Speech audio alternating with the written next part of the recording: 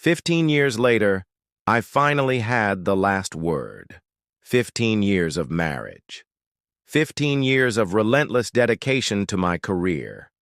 15 years of proving to myself and to the world that I was far more capable than anyone had ever given me credit for.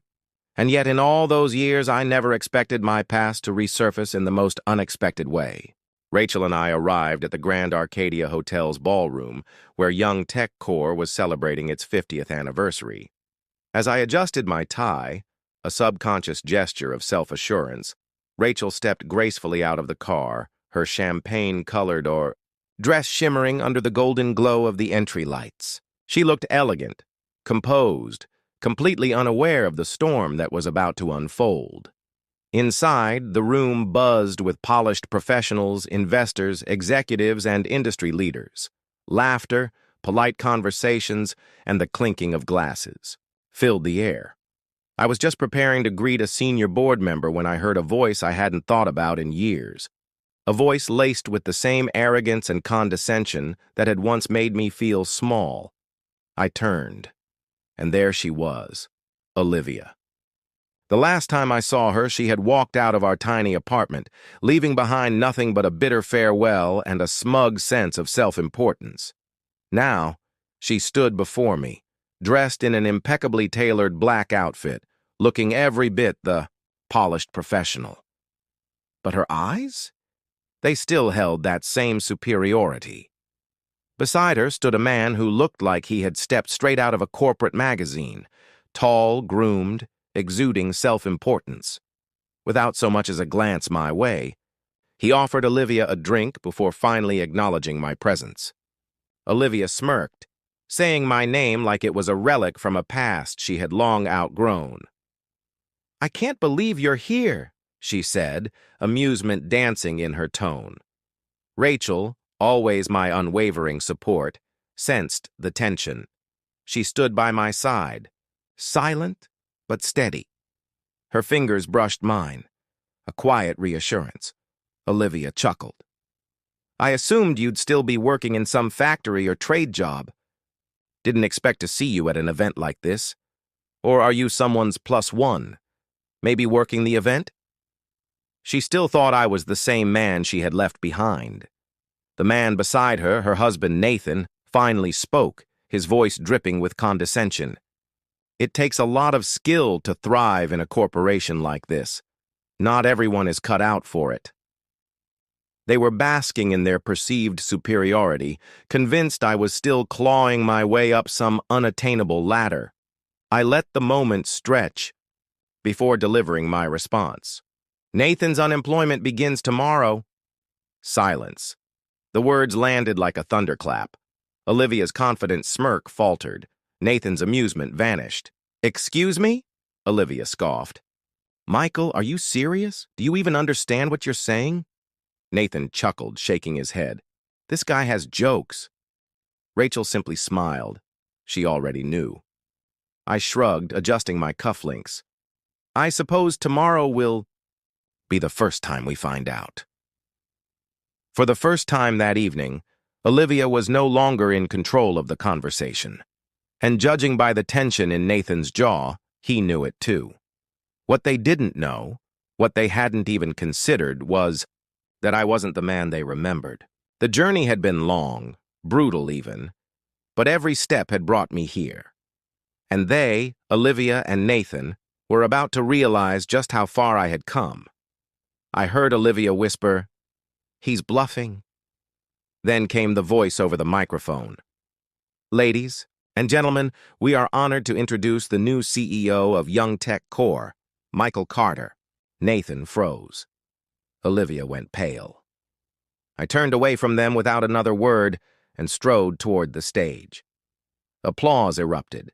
The top executives, investors, and industry leaders all turned to face me. I straightened my tie and stepped forward, each calculated movement exuding authority. Whispers followed, murmurs of appreciation, surprise, and recognition. But I didn't look back. I didn't need to. I could already picture Olivia standing there, her carefully curated image of superiority crumbling I could feel Nathan's breath hitch, the weight of realization settling in as he understood what I had meant. He wasn't talking to some factory worker. He wasn't talking to Olivia's ex-boyfriend. He was talking to his boss. The man in charge. I approached the podium, adjusted the microphone, and let the silence settle before commanding the entire hall's attention. "Good evening, everyone." My voice carried effortlessly across the grand ballroom. "I'd like to thank you all for joining us in celebrating Young Tech's 50th anniversary." A warm round of applause followed. I gave a small nod of appreciation before continuing. This company began with modest beginnings, built on innovation, perseverance, and the belief that creativity and commitment could take us further than we ever dreamed.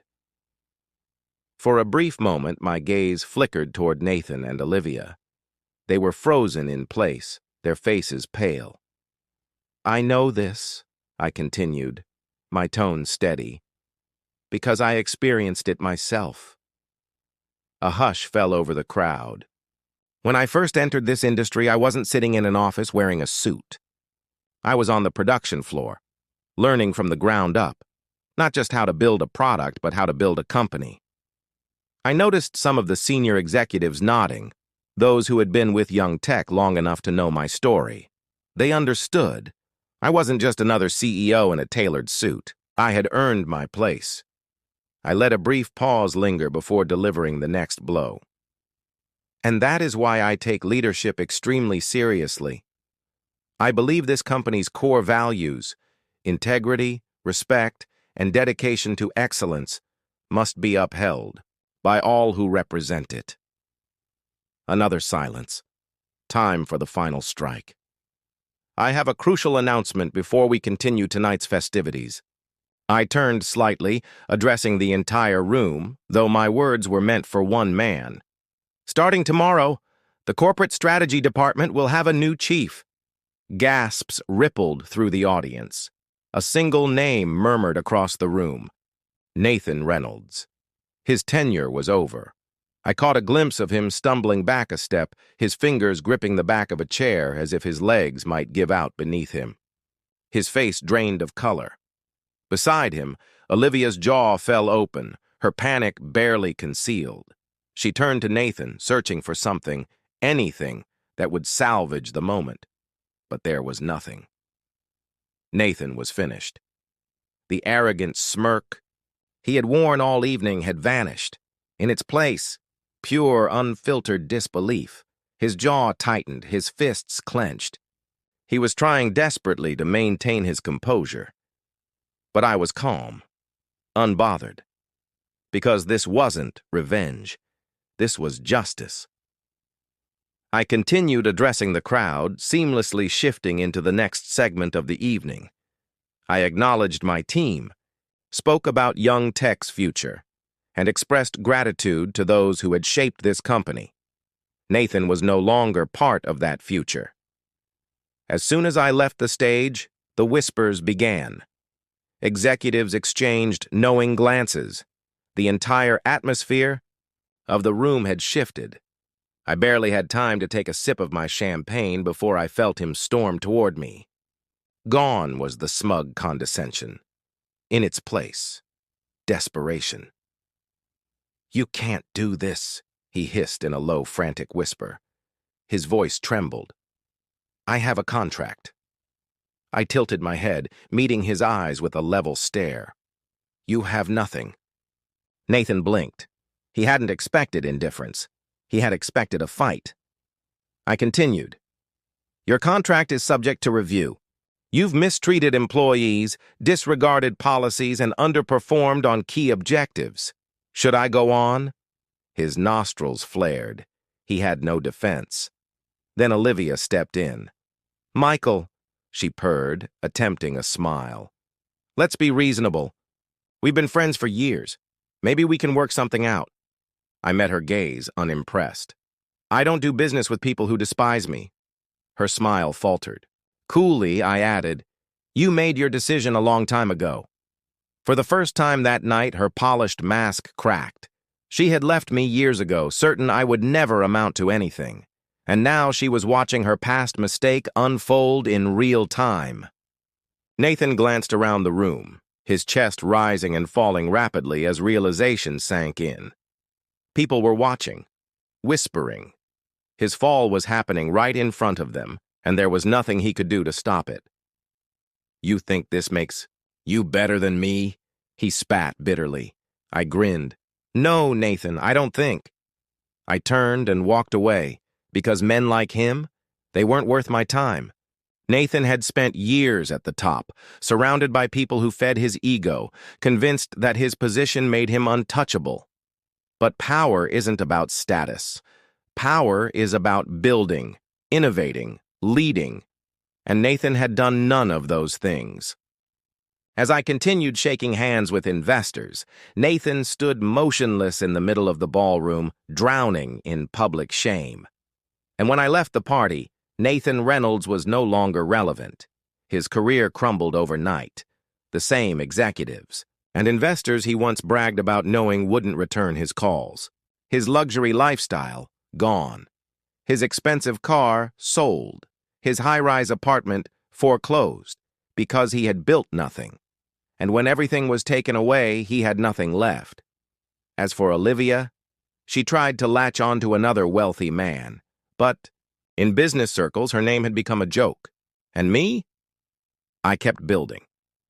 Because I never needed revenge. I had already won.